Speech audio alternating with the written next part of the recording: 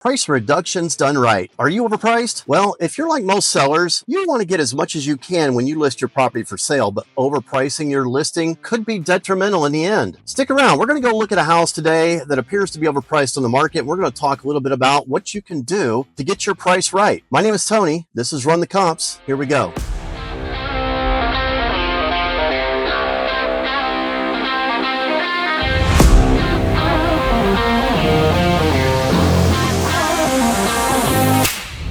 Welcome back to Run the Comps, y'all, the channel that values up your real estate game. My name is Tony, and I've been a licensed agent and an investor and a property analyst for well over 20 years, and I've seen some crazy things in my time. Today, we're going to take a look at a property that appears to be overpriced on the market. It's been sitting out there for a while, and maybe they need to get a price reduction. Let's go check it out. Okay, before we go in and take a tour of the property, I want to tell you a little bit about the history that I discovered in doing some research prior to visiting today. So I looked up in the tax records, and I found that this same owner has had this property since 2022, and it looks like an investor owner. It's a LLC out of California, so an absentee owner. Now let's revisit 2022. The headlines in real estate that year were all about high buyer demand and low inventory, remember? And that was the year also where prices were at an all-time record high. Also, don't forget, the interest rates started off the year in January around 3%, but by the end of the year, they were up at 6.5%. So it was a crazy year in real estate. When I looked in the MLS, there was a sale record from 2022. The house was listed. It was only on the market for about 7 days before they went under contract and eventually sold it in June of 2022 for $508,000. So again, the low days on market there, premium price at the time, just kind of a sign of the times, right? For 2022. The property was in pretty good condition when it was sold at that time. It had an updated kitchen with some granite countertops, stainless appliances. The bathrooms, they weren't really updated. They still had some vintage tile in there, but again, very clean. The house was ready to move into, ready to go. Didn't really seem like there was a huge need for a big renovation at that time.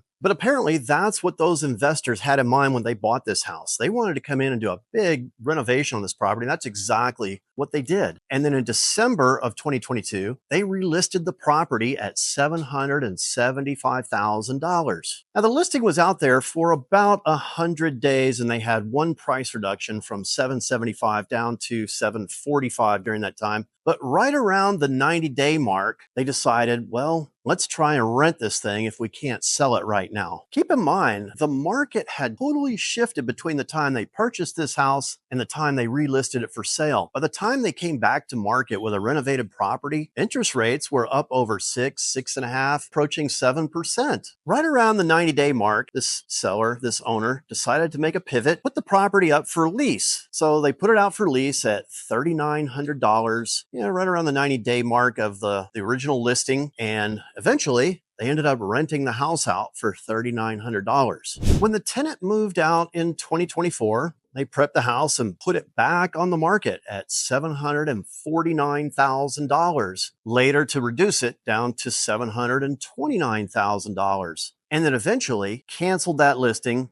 changed agents, and relisted the property at $719,000, which is where property sits today. So this property came on the market about July of 2024 at $719,000, no price reduction since, and we are now at about 286 days on the market.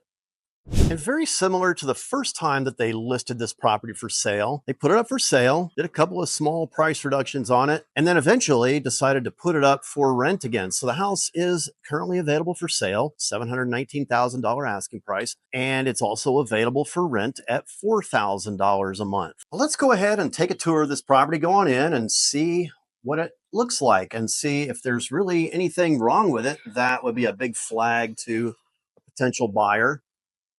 It's really nicely renovated. Got the big island kitchen, open living area. I mean, really nicely done. Got a farm sink here on the island. A newer dishwasher. Nice oven range and a custom vent hood. Got your microwave built in down here, lots of counter space. I mean, it looks really nice. Around the corner over here, you've got a nice little laundry room with it's one of those little sliding barn doors there, kind of cool looking. And then over this way, they've redone the fireplace. Looks kind of nice there. Got a nice little gas log situation going on. Now, I don't know how new the HVAC is, but that thermostat looks pretty new. Let's take a walk down the hallway here on the right at the front of the house. You've got one of the secondary bedrooms. Nice and clean. Nice flooring. Got a little shelf here, cabinet set up in the hallway. Looky here. There we go. There's your water heater and your forced air unit back in here. Again, not sure how old that equipment is, but that's for an inspector to tell you all about that later. And here we go. Middle bedroom. Sounds like we need to get a new battery for that smoke detector there. And then you've got a hall bathroom here. Again, all redone, nicely done. Vanity set. And this is super clean and ready to go. Back here, you've got your primary bedroom. Good sized bedroom. And then you've got the primary bathroom. Got an all new shower there with the frameless glass enclosure. That's pretty cool. It's just kind of a walk-in, and they got the drain down there. It's really kind of cool. And then they've got the double vanity, a closet over here. No other closet in the bedroom. Nope, I don't see one. So let's keep going with our tour here. I mean, I'm really not seeing a whole lot wrong with this. I mean, the one thing that might deter some buyers, let's go back out front and I'll show you. This house is the second house to the end of the street. And then right down there, I don't know if you can see that, but where that chain link fence is, that's where the commuter rail goes by. And so it goes by quite often and can be kind of noisy at times. All right, let's go out towards the backyard and see what's going on out here. I mean, it's got a nice covered patio. It looks like they've probably done some foundation work to this house along the way. You can see that concrete patch here. There's another one over here, and then a little stair step crack, which has been repaired. So you can see some dirt work along the side. But, again, these older houses and the foundations, it's not uncommon to have to do some repairs on these things once in a while. So looks like this one's been taken care of. Roof looks pretty good. Big air conditioner unit, heat pump. Again, not sure how old that thing is, but it's running right now. So obviously it's operating as intended. Then you got a separate 2-car garage back here and fully fenced yard. So another cool thing they got is this power gate to close off the driveway if you want to. Looks like that's become disconnected, or maybe it's not operating properly. That might need to get fixed. But I mean, there's really not a whole lot of bad things going on with this house. Again, I'm not really seeing much that would be a big deterrent to somebody saying, I don't want this house. I mean, it's a pretty good house.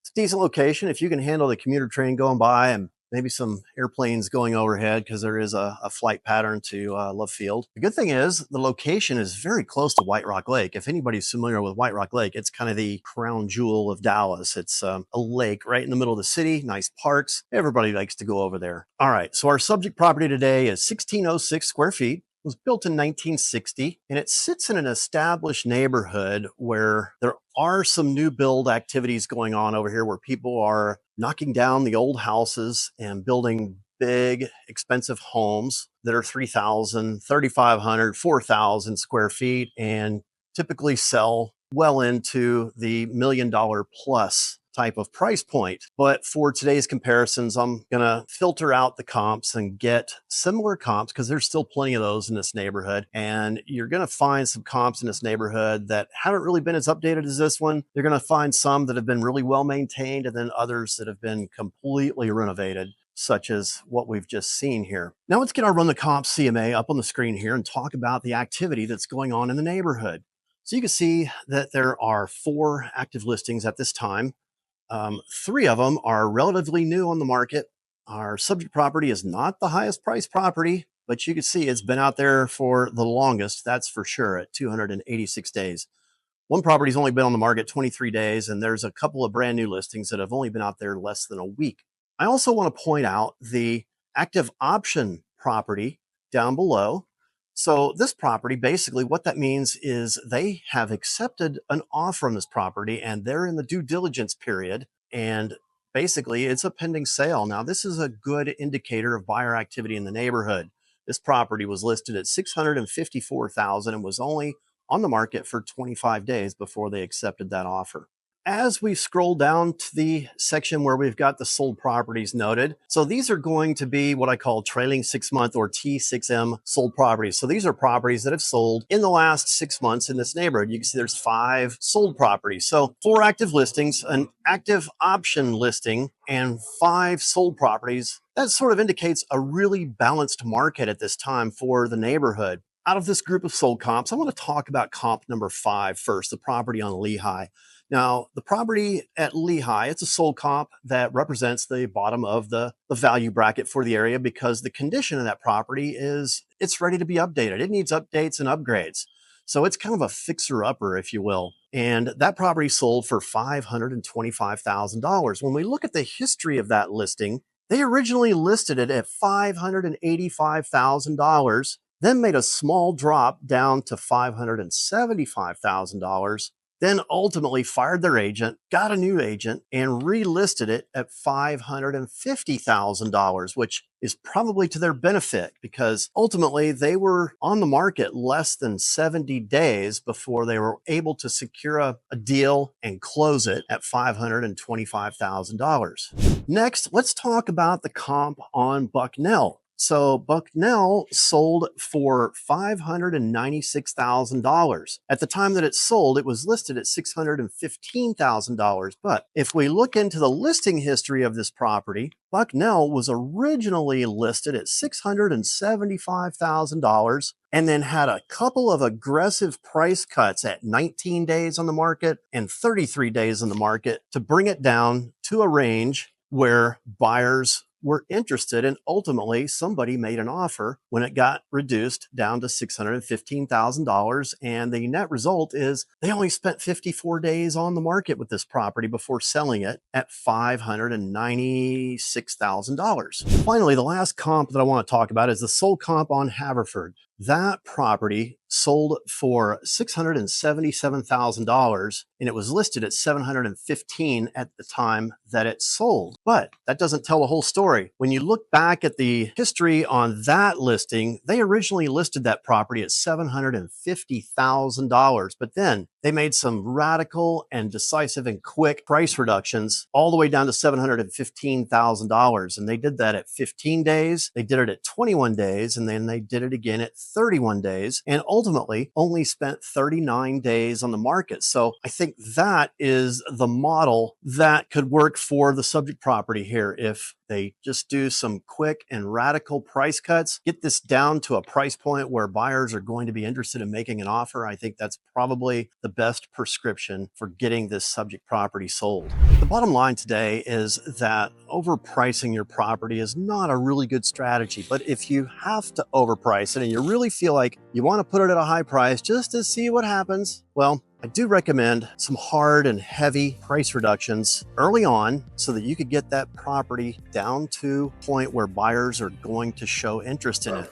If you list it too high, you might not even get any showings. You're going to scare buyers away and they might think that you're not a serious seller. So my best recommendation always is to price it correctly coming out of the gate. Price it attractively so that buyers are interested and you don't have to make price cuts. But if you insist, Some sellers do. Then go ahead and price it high, but be prepared for some hard price cuts early on in the process so that you don't end up sitting around for 286 days in the market like this property. So with that said, that's all I have for you today. My name's Tony. This is Run the Comps. I'm out of here.